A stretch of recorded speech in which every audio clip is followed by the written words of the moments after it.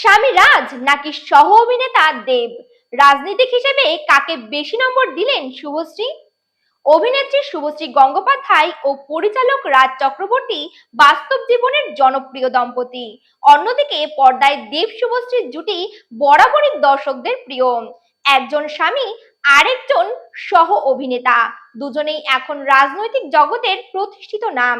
তাই প্রশ্ন উঠল, রাজনীতিক হিসেবে কাকে কত নম্বর দেবেন শুভশ্রী? সাম্প্রতিক সময়ে শুভশ্রীর নতুন ওয়েব সিরিজ অনুসন্ধানে তিনি অভিনয় করছেন এক সাংবাদিকের ভূমিকায়।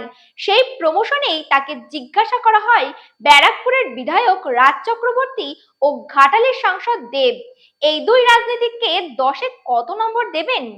হেসে জবাব দিয়েছেন শুভশ্রী। তিনি বলেন, রাজ আমার স্বামী, ওকে 24 ঘন্টা কাজ থেকে দেখি, রাত 3টেয় ফোন এলেও উঠে কাজ করে, তাই ওকে 10-এর বেশি নাম্বার দেব। তবে দেবকে নম্বর দিতে একটু ইতস্তত করেন, কারণ দেবের রাজনৈতিক কাজকর্ম এত কাছ থেকে দেখা হয় না। যদিও শুভশ্রীর মতে দেব যেভাবে প্রচারে অংশ নেন সেটিও তার কাছে বেশ আকর্ষণীয়। রাজের নির্বাচনী প্রচারে শুভশ্রীকেও একাধিকবার দেখা গিয়েছে, তবে অভিনেত্রীর দাবি রাজনীতি তার আগ্রহের জায়গা নয়। অভিনয়ের বাইরে তার সময় কাটে ছেলে ইউভান আর মেয়ে ইয়ালিনীকে নিয়ে।